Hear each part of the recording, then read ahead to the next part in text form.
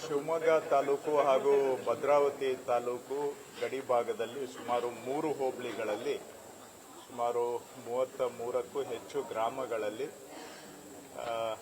ಒಂದು ತೀವ್ರವಾದಂತಹ ವಾತಾವರಣ ಸನ್ನಿವೇಶದಲ್ಲಿ ಸಾಕಷ್ಟು ಬೆಳೆ ಹಾನಿಯಾಗಿದೆ ಹಾಗೂ ಸುಮಾರು ಮನೆಗಳು ಕೂಡ ಸಂಪೂರ್ಣವಾಗಿ ಅಥವಾ ಭಾಗಶಃ ಹಾಳಾಗಿದ್ದಾವೆ. ಇವೆಲ್ಲವಕ್ಕೂ ಕೂಡ ಮುಖ್ಯಮಂತ್ರಿಗಳು ಈಗಾಗಲೇ ಸೂಚನೆಯನ್ನು ಕೊಟ್ಟಿದ್ದಾರೆ. ನಾನು ಜಿಲ್ಲಾಧಿಕಾರಿಗಳ ಹತ್ರ ನಿರಂತರವಾಗಿ ಸಂಪರ್ಕದಲ್ಲಿದ್ದು ಎಲ್ಲ ವಿವರಗಳನ್ನು ಜಿಲ್ಲಾಧಿಕಾರಿಗಳು ನನಗೂ ಕೊಟ್ಟಿದ್ದಾರೆ. ಜಿಲ್ಲಾ ಮಂತ್ರಿಗಳು ಕೂಡ ಭೇಟಿನೂ ಮಾಡಿದ್ದಾರೆ. ನಾನು ಜಿಲ್ಲಾಧಿಕಾರಿಗಳಿಗೆ ಸೂಚನೆಯನ್ನು ಕೊಟ್ಟಿದ್ದೇನೆ, ತಕ್ಷಣ ಸಮೀಕ್ಷೆಯನ್ನು ಕೈಗೆತ್ತಿಕೊಳ್ಬೇಕು ಅಂತೇಳಿ. ಈಗಾಗಲೇ ಮನೆ ಹಾನಿ ಏನಾಗಿದೆ ಅದರ ಸಮೀಕ್ಷೆಯನ್ನು ಅವರು ಪೂರೈಸಿದ್ದಾರೆ.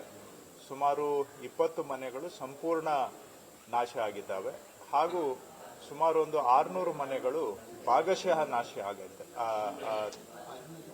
ಹಾನಿಯಾಗಿದ್ದಾವೆ. ಸೊ ಇವುಗಳಿಗೆ ತಕ್ಷಣ ಪರಿಹಾರವನ್ನು ಪಾವತಿ ಮಾಡಲಿಕ್ಕೂ ಕೂಡ ನಾನು ಸೂಚನೆಯನ್ನು ಕೊಟ್ಟಿದ್ದೇನೆ. ಸಂಪೂರ್ಣವಾಗಿ ಹಾನಿಯಾದಂತಹ ಮನೆಗೆ ನಿಯಮಾವಳಿಗಳ ಪ್ರಕಾರ ಪರಿಹಾರ ಕೊಡೋದರ ಜೊತೆಗೆ ಅವರಿಗೆ ಹೆಚ್ಚುವರಿಯಾಗಿ ಒಂದು ಮನೆಯನ್ನು ಕೂಡ ಮಂಜೂರು ಮಾಡಲಿಕ್ಕೂ ಕೂಡ ನಾನು ಅವರಿಗೆ ಸೂಚನೆಯನ್ನು ಕೊಟ್ಟಿದ್ದೇನೆ. ಮತ್ತು ಬೆಳೆ ಹಾನಿ ಜಂಟಿ ಸಮೀಕ್ಷೆ ಮಾಡಬೇಕಾಗುತ್ತೆ. ಕಂದಾಯ ಇಲಾಖೆ, ತೋಟಗಾರಿಕಾ ಇಲಾಖೆ ಮತ್ತು ಕೃಷಿ ಇಲಾಖೆ 3 ಸೇರಿ ಜಂಟಿ ಸಮೀಕ್ಷೆಯನ್ನು ಈಗಾಗಲೇ ಕೈಗೆತ್ತಿಕೊಂಡಿದ್ದಾರೆ. ಆದಷ್ಟು ಶೀಘ್ರವಾಗಿ ಜಂಟಿ ಸಮೀಕ್ಷೆಯನ್ನು ಪೂರೈಸಿ ಅದಕ್ಕೂ ಕೂಡ ಜಂಟಿ ಸಮೀಕ್ಷೆ ಪೂರ್ಣಗೊಂಡ ಕೂಡಲೇ ಪರಿಹಾರವನ್ನು ಪಾವತಿ ಮಾಡಬೇಕು ಅಂತಾನು ನನಗೆ ಅವರಿಗೆ ಸೂಚನೆಯನ್ನು ಕೊಟ್ಟಿದ್ದೇನೆ. ಇದಕ್ಕೆ ಬೇಕಾದಂತಹ ಹಣ ಈಗಾಗಲೇ ನಾವು ಜಿಲ್ಲಾಧಿಕಾರಿಗಳಿಗೆ ಒದಗಿಸಿಕೊಟ್ಟಿದ್ದೇವೆ. ಸೊ ಮನೆಗಳಿಗೆ ತತ್ಕ್ಷಣ ಹಣ ಪಾವತಿ ಮಾಡ್ತೇವೆ. ಸಂಪೂರ್ಣ ಹಾನಿಯಾಗಿರೋ ಮನೆಗೆ ಪರಿಹಾರದ ಜೊತೆಗೆ ಹೆಚ್ಚುವರಿಯಾಗಿ ಒಂದು ಮನೆಯನ್ನು ಕೂಡ ಅವರಿಗೆ ಮಂಜೂರು ಮಾಡಿಕೊಡ್ತೇವೆ. ಮತ್ತು ಜಂಟಿ ಸಮೀಕ್ಷೆ ಮುಗಿದ ಕೂಡಲೇ ಬೆಳೆ ಹಾನಿಗೂ ಸಹ ಪರಿಹಾರವನ್ನು ನಾವು ಪಾವತಿ ಮಾಡ್ತೇವೆ. ಹೌದು, ಪೂರ್ಣ ಮನೆ ಹಾನಿ ಆಗಿದ್ರೆ ಪರಿಹಾರ ಪ್ಲಸ್ ಮನೆ. ಮನವಿ ಇಲ್ಲಿ ಭಾಗದ ಅನೇಕ ಜನಪ್ರತಿನಿಧಿಗಳು ಮತ್ತು ರೈತ ಮುಖಂಡರು ಎಲ್ಲರೂ ಕೂಡ ಒಂದು ಹೆಚ್ಚುವರಿ ಪರಿಹಾರ ಕೊಡಬೇಕು, ವಿಶೇಷ ಪ್ಯಾಕೇಜ್ ಕೊಡಬೇಕು, ಹೀಗೆ ಒತ್ತಾಯಗಳನ್ನು ಮಾಡಿದ್ದಾರೆ. ಅವರ ಮನವಿಗಳು ಕೂಡ ನನ್ನ ಕಡೆಗೆ ಬಂದಿದೆ. ಜಿಲ್ಲಾಧಿಕಾರಿಗಳು ಕೂಡ ಅವರ ಮನವಿಯನ್ನ ಸಲ್ಲಿಸಿದ್ದಾರೆ. ಜಿಲ್ಲಾ ಮಂತ್ರಿಗಳು ಕೂಡ ನನ್ನ ಹತ್ರ ಇದೇ ವಿಷಯವನ್ನ ಮಾತಾಡಿದ್ದಾರೆ. ಇದು ಹೆಚ್ಚುವರಿ ತೀರ್ಮಾನ ಮಾಡತಕ್ಕಂತಹದ್ದು ಹಣಕಾಸು ಇಲಾಖೆ ಮಂತ್ರಿಗಳು ಮಾನ್ಯ ಮುಖ್ಯಮಂತ್ರಿಗಳೇ ಆಗಿದ್ದಾರೆ. ಅವ್ರ ಜೊತೆ ಚರ್ಚೆ ಮಾಡಿ ಕ್ಯಾಬಿನೆಟ್ನಲ್ಲಿ ನಾವು ಅಂತಿಮ ತೀರ್ಮಾನ ಮಾಡಬೇಕಾಗುತ್ತೆ. ಖಂಡಿತವಾಗಿ ನಾನು ಜನಗಳ ಬೇಡಿಕೆಯನ್ನ ಮಾನ್ಯ ಮುಖ್ಯಮಂತ್ರಿಗಳ ಗಮನಕ್ಕೂ ಕೂಡ ತಂದು ಕ್ಯಾಬಿನೆಟ್ನಲ್ಲಿ ಚರ್ಚೆ ಮಾಡಿ ಆ ನಂತರ ನಾನು ತೀರ್ಮಾನವನ್ನು ಹೇಳ್ಬೋದು. ಈ ಹಂತದಲ್ಲಿ ನಮ್ಮ ಕಾರ್ಯವ್ಯಾಪ್ತಿಯಲ್ಲಿ ನಮ್ಮ ಇತಿಮಿತಿಗೆ ಒಳಪಟ್ಟು ಏನೆಲ್ಲ ನಾವು ಪರಿಹಾರ ಪಾವತಿ ಮಾಡಬಹುದು, ಹೆಚ್ಚುವರಿ ಮನೆ ಕೊಡೋದು ಸಹ ಸೇರಿ ಮತ್ತು ಬೆಳೆ ಹಾನಿಗೆ ಪರಿಹಾರ ಪಾವತಿ ಮಾಡೋದು ಅದು ನಮ್ಮ ವ್ಯಾಪ್ತಿಗೆ ಬರುತ್ತೆ. ಈಗ ಇರುವಂತಹ ನಿಯಮಾವಳಿ ಪ್ರಕಾರ ತತ್ಕ್ಷಣ ನಾವು ಪಾವತಿ ಮಾಡ್ತೇವೆ. ಅದೇ ಸಂದರ್ಭದಲ್ಲೇ ನಾವು ಕ್ಯಾಬಿನೆಟ್ ಗಮನಕ್ಕೆ ತಂದು ಕ್ಯಾಬಿನೆಟ್ ಏನು ಮುಂದಿನ ತೀರ್ಮಾನ ಮಾಡ್ತದೆ ಹೆಚ್ಚುವರಿ ಪರಿಹಾರದ ಬಗ್ಗೆ ಅದನ್ನು ಕೂಡ ಅನುಷ್ಠಾನಕ್ಕೆ ತರ್ತೇವೆ.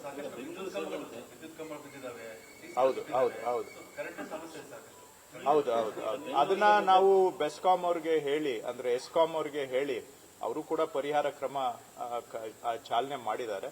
ಸುಮಾರು ಒಂದು 100 ಕಂಬಗಳಷ್ಟು 400 ಕಂಬ ಅಷ್ಟು ಅಲ್ಲಿ ಉರುಳಿದಾವೆ. ಸೊ ಖಂಡಿತ ಅದನ್ನು ಕೂಡ ಬೆಂಗಳೂರು ಸೇರಿದಂತೆ ಬಹಳಷ್ಟು ಕಡೆ ನೋಡಿ ಒಂದು ಅಲ್ಲ ಹೇಳಿ ಕರೆಕ್ಟ್, ಅದು ಒಪ್ತೇನೆ. ನೋಡಿ, ನಾವು ಅರ್ಥ ಮಾಡ್ಕೋಬೇಕು, ನಮ್ಮ ಸಮಾಜದಲ್ಲಿ ನಾನು ಬರೀ ಸಮಾಜವನ್ನ ದೂಷಣೆ ಮಾಡ್ತಾ ಇಲ್ಲ, ಸರ್ಕಾರಗಳು ಸೇರಿ ಸಮಾಜದಲ್ಲೂ ಕೂಡ ಈ ಪ್ರಪಂಚದಲ್ಲಿ ಹವಾಮಾನ ಬದಲಾವಣೆ ಆಗ್ತಾ ಇದೆ. ಕ್ಲೈಮೇಟ್ ಚೇಂಜ್ ಅಂತ ಕರಿತೀವಲ್ಲ, ಇದು ಆಗ್ತಾ ಇದೆ. ಆದರೆ ನಾವು ಇದ್ಯಾವುದೂ ಏನು ನಮ್ಮ ಒಂದು ಜ್ಞಾನದಲ್ಲೇ ಇಲ್ಲ ಅನ್ನೋ ರೀತಿಯಲ್ಲಿ ನಾವು ಅದನ್ನ ನಿರ್ಲಕ್ಷ್ಯ ಮಾಡಿನೇ ಯಥಾಸ್ಥಿತಿಯಲ್ಲಿ ನಾವು ಮುಂದುವರೆದಿದ್ದೇವೆ. ಸರ್ಕಾರಗಳು ಸೇರ್ತದೆ, ಇದಕ್ಕೆ ಸಮಾಜನೂ ಸೇರ್ಕೊಂಡಿದೆ. ನಾವ್ಯಾರೂ ಕೂಡ ಏನು ಈ ಜಾಗತಿಕ ಹವಾಮಾನ ಬದಲಾವಣೆ ಆಗ್ತಾ ಇದೆ ಇದನ್ನ ಎಷ್ಟು ಗಂಭೀರತೆಯಿಂದ ತಗೊಳ್ಬೇಕು ಅಷ್ಟು ಗಂಭೀರತೆಯಿಂದ ತೆಗೆದುಕೊಳ್ತಾ ಇಲ್ಲ. ಹಾಗಾಗಿ ಈ ಅತಿರೇಕದ ಪ್ರಕೃತಿ ಪ್ರಕರಣಗಳು, ಎಕ್ಸ್ಟ್ರೀಮ್ ವೆದರ್ ಈವೆಂಟ್ಸ್ ಅಂತ ನಾವು ಕರಿತೇವೆ, ಎಕ್ಸ್ಟ್ರೀಮ್ ವೆದರ್ ಈವೆಂಟ್ಸ್, ಇವು ಪ್ರಪಂಚದ ಎಲ್ಲಾ ಕಡೆನೂ ಕೂಡ ಜಾಸ್ತಿ ಆಗ್ತಾ ಇದೆ. ಈಗ ನೀವು ಧಾರವಾಡದಲ್ಲಿ ಕಲ್ಗಟಗಿ ಭಾಗದಲ್ಲಿ ಆಗಿದ್ದನ್ನು ಕೂಡ ನೋಡಿದ್ದೀರಾ. ಅದಾದ ನಂತರ ಶಿವಮೊಗ್ಗದಲ್ಲಿ ಆಗಿದ್ದನ್ನು ನೋಡಿದ್ದೀರಾ. ಮೊನ್ನೆ ಸಂಜೆ ಬೆಂಗಳೂರಿನಲ್ಲಿ ಆಗಿದ್ದನ್ನು ಕೂಡ ನೋಡಿದ್ದೀರಾ. ಇವುಗಳನ್ನ ನಾವು ಮುನ್ಸೂಚನೆ ಕೊಡ್ಲಿಕ್ಕೂ ಆಗೋದಿಲ್ಲ. ನಮ್ಮ ಅಂದಾಜಿಗೂ ಮೀರಿದಂತ ಘಟನೆಗಳು ಇವು ಆಗುವಂತ ಸಂಖ್ಯೆ ಪದೇ ಪದೇ ಜಾಸ್ತಿ ಆಗ್ತಾ ಇದೆ. ಸೊ ನೀವು ಹೇಳಿದಾಗೆ ಇದು ನಾವು ಹವಾಮಾನ ಬದಲಾವಣೆ ಏನಾಗ್ತಾ ಇದೆ ಇದನ್ನ ಗಂಭೀರವಾಗಿ ತಗೊಂಡು ಇದಕ್ಕೆ ಏನಾದ್ರೂ ಪರಿಹಾರ ಕ್ರಮಗಳನ್ನ ಕೈಗೊಳ್ಳಲಿಲ್ಲ ಅಂದ್ರೆ ಬರುವ ದಿನಗಳಲ್ಲಿ ಇಂಥ ಘಟನೆಗಳು ಇನ್ನಷ್ಟು ತೀವ್ರ ಆಗ್ತವೆ. ತೀವ್ರ ಅಂದ್ರೆ ಯಾವ ರೀತಿ? ಇವುಗಳ ಸಂಖ್ಯೆ ಜಾಸ್ತಿ ಆಗುತ್ತೆ ಮತ್ತು ತೀವ್ರತೆನೂ ಕೂಡ ಜಾಸ್ತಿ ಆಗುತ್ತೆ. ಹಾಗಾಗಿ ನಾವು ಇವತ್ತೇನು ಕ್ಲೈಮೇಟ್ ಚೇಂಜ್ ಅಂತಾರೆ, ಗ್ಲೋಬಲ್ ವಾರ್ಮಿಂಗ್ ಅಂತಾರೆ, ಇದು ಎಲ್ಲ ಮಾನವ ನಿರ್ಮಿತ, ಮಾನವರಿಂದನೇ ಆಗ್ತಾ ಇರೋದಿದು. ನಾವು ಯಥೇಚ್ಛವಾಗಿ ಪರಿಸರಕ್ಕೆ ಹಾನಿ ಮಾಡಿದಾಗ ಅದು ಪರಿಸರದಲ್ಲಿ ಇದು ಬದಲಾವಣೆ ಆಗ್ತಾ ಇರೋದ್ರಿಂದ ಇಂಥ ಘಟನೆಗಳಾಗ್ತಾ ಇದ್ದಾವೆ. ಇವತ್ತು ಅತಿಯಾದಂತ ಬರ ಬರಬೇಕಾದ್ರೂ ಈ ಕ್ಲೈಮೇಟ್ ಚೇಂಜ್ ಕಾರಣ, ಬರ ಒಂದೇ ಅಲ್ಲ ಅತಿವೃಷ್ಟಿ ಆಗ್ಬೇಕಾದ್ರೂ ಕೂಡ ಕ್ಲೈಮೇಟ್ ಚೇಂಜ್ ಕಾರಣ ಇದೆ. ನಾನಾ ರೀತಿಯಲ್ಲಿ ಇವೆಲ್ಲವೂ ಕೂಡ ಒಂದಕ್ಕೊಂದು ಲಿಂಕ್ ಆಗಿದೆ. ಸೊ ಹಾಗಾಗಿ ತಾವು ಹೇಳಿದಾಗೆ ಖಂಡಿತವಾಗಿ ಇದನ್ನ ನಾವು ಸಮಗ್ರವಾಗಿ ನೋಡಬೇಕು. ಇದನ್ನ ಯಾರು ನಾವು ಅಕ್ಯುರೇಟ್ ಆಗಿ ಪ್ರಿಡಿಕ್ಟ್ ಮಾಡಕ್ಕೆ ಆಗೋದಿಲ್ಲ, ಅದು ನಾನು ನಿಜ. ಆಮೇಲೆ ಇಂಥ ಘಟನೆಗಳನ್ನ ನಾವು ಫೋರ್ಕಾಸ್ಟ್ ಮಾಡಿ ನೀವು ಪ್ರಿವೆಂಟ್ ಮಾಡಬೇಕಾಗಿತ್ತು. ಅದು ಇದು ಅಷ್ಟು ಮಟ್ಟಕ್ಕೆ ನಮಗೆ ಇನ್ನೂ ಸಾಧನಗಳು ಇಲ್ಲ. ಆದರೆ ಓವರ್ ಆಲ್ ಹವಾಮಾನ ಬದಲಾವಣೆಯ ಕಡಿಮೆ ಮಾಡುವಂತ ಪ್ರಯತ್ನ ಅಂತೂ ಸರ್ಕಾರನೂ ಮಾಡಬೇಕು, ಹಾಗೂ ಸಮಾಜದಲ್ಲೂ ಕೂಡ ಇದ್ರ ಬಗ್ಗೆ ಅರಿವು ಮೂಡಬೇಕು. ನಾವು ಪರಿಸರದ ಮೇಲೆ ಮಾಡ್ತಾ ಇರುವಂತಹ ಹಾನಿಯನ್ನ ಕಡಿಮೆ ಮಾಡಲಿಲ್ಲ ಅಂತ ಹೇಳಿದ್ರೆ, ಪರಿಸರದ ಜೊತೆಗೆ ಕೂಡಿ ಬದುಕುವಂತಹದನ್ನ ನಾವು ಅಭ್ಯಾಸ ಮಾಡಿಕೊಳ್ಳಿಲ್ಲ ಅಂದ್ರೆ ಮುಂದೆ ಇಂಥ ಘಟನೆಗಳು ಇನ್ನೂ ಹೆಚ್ಚಾಗ್ತವೆ. ಖಂಡಿತವಾಗಿ ಇದ್ರ ಬಗ್ಗೆ ಸಮಗ್ರ ಚಿಂತನೆ ಆಗಬೇಕು. ಸರ್ಕಾರನೂ ತಯಾರಿದೆ, ಆದರೆ ಜನಗಳು ಕೂಡ ಇದ್ರ ಬಗ್ಗೆ ಸ್ವಲ್ಪ ಜಾಗೃತರಾಗಬೇಕು ಅನ್ನೋದು ನನ್ನ ಅಭಿಪ್ರಾಯ. ನೋಡೋಣ, ಡಿ ಸಿ ಅವರು ಹೇಳಿದ್ದಾರೆ, ಈ ಪ್ರೋಗ್ರಾಮ್ ನೋಡ್ಕೊಂಡಿದ್ದೀನಿ. ಹೌದು ಹೌದು ಹೌದು. ಈಗ ಆಲ್ರೆಡಿ ಸುಮಾರು 1900 ಒಟ್ಟು 6000 ಮಳೆ ಮಾಪನ ಕೇಂದ್ರಗಳು ರಾಜ್ಯದಲ್ಲಿ ಇದಾವೆ. ಅದರಲ್ಲಿ ಕಳೆದ ಸುಮಾರು ವರ್ಷಗಳಿಂದ ಹಾಳಾಗಿ ಸುಮಾರು 1500, ಒಂದೊಂದು ಬಾರಿ ಆ ಸಂಖ್ಯೆ ಸ್ವಲ್ಪ ಜಾಸ್ತಿ ಆಗುತ್ತೆ. ಒಟ್ಟಾರೆ ಈ ರೀತಿ ಉತ್ತಮ ಸ್ಥಿತಿಯಲ್ಲಿ ಇಲ್ಲದೆ ಇರುವಂತವು, ಅಂದ್ರೆ ನಾನು ಪೂರ್ತಿ ಹಾಳಾಗಿದೆ ಅಂತ ಹೇಳೋದಿಲ್ಲ, ಉತ್ತಮ ಸ್ಥಿತಿಯಲ್ಲಿ ಇಲ್ಲದೆ ಇರುವಂತವು ತಕ್ಷಣ ನಿರ್ವಹಣೆಗೆ ಅವಶ್ಯಕತೆ ಇರತಕ್ಕಂತಹದ್ದು, ಆಗಾಗ ನಿಂತು ಹೋಗ್ತಕ್ಕಂಥವು ಸುಮಾರು 1930 ಮಳೆ ಮಾಪನ ಘಟಕಗಳು ರಾಜ್ಯದಲ್ಲಿ ಇದಾವೆ. ಇವುಗಳನ್ನ ನಾವು ಎಲ್ಲವನ್ನೂ ಕೂಡ ರಿಪೇರಿ ಮಾಡಿ ಮತ್ತೆ ಅವುಗಳನ್ನ ಕಾರ್ಯರೂಪಕ್ಕೆ ತರಬೇಕು ಅಂತೇಳಿ ಕ್ಯಾಬಿನೆಟ್ ಅಲ್ಲಿ ಅಪ್ರೂವಲ್ ತಗೊಂಡು ಟೆಂಡರು ಕರೆದಿದ್ದೇವೆ. ನಾವು ಇಡೀ ಸ್ಟೇಟ್ದು ಒಂದು ಟೆಂಡರ್ ಕರೆದ್ವಿ, ಆವಾಗ ಅದಕ್ಕೆ ಯಾರು ಎಲಿಜಿಬಿಲಿಟಿ ಬರಲಿಲ್ಲ. ಸೊ ಅದನ್ನ ಮತ್ತೆ 2ನೇ ಬಾರಿ ಕರೆದ್ವಿ, 2ನೇ ಬಾರಿನೂ ಹಾಗೆ ಆಯ್ತು. ಈಗ 3ನೇ ಬಾರಿ ಡಿವಿಷನ್ ವೈಸ್ ಅದನ್ನ ಬ್ರೇಕ್ ಡೌನ್ ಮಾಡಿ ಟೆಂಡರ್ ಕರೆದಿದ್ದೇವೆ. ಬಹುಶಃ ಈಗ ಅವರು ಬಿಡ್ ಹಾಕಿದ್ದಾರೆ ಅಂತ ಕಾಣುತ್ತೆ. ಸೊ ಕೂಡಲೇ ಅದನ್ನ ಅವಾರ್ಡ್ ಮಾಡಿ ಬರುವ ಒಂದು 3-4 ತಿಂಗಳಲ್ಲಿ ಇವುಗಳನ್ನೆಲ್ಲ ರಿಪೇರಿ ಮಾಡಿ ಸುಸ್ಥಿತಿಗೆ ತರುವಂತಹದನ್ನ ನಾವು ಮಾಡ್ತಾ ಇದ್ದೇವೆ. ಇದು ತುಂಬಾ ಏನು ಹಾಳಾಗಿರುವಂತ 1900. ಇದಾದ ಕೂಡಲೇ ಇನ್ನ 2000 ಇದಾವೆ, ಅವುಗಳು ಕೆಲಸ ಮಾಡ್ತಾ ಇದ್ದಾವೆ. ಆದ್ರೆ ಅವು ಕೂಡ ಏನು ಇನ್ನ ಕೆಲವೇ, ಯಾಕಂದ್ರೆ ವಯಸ್ಸಾಗಿದೆ ಅವಕ್ಕೆ, ವಯಸ್ಸಾಗಿರೋದ್ರಿಂದ ಅವುಗಳನ್ನು ನಾವು ರಿಪೇರಿ ಮತ್ತೆ ಅಪ್ಗ್ರೇಡೇಷನ್ ತಗೋಬೇಕು.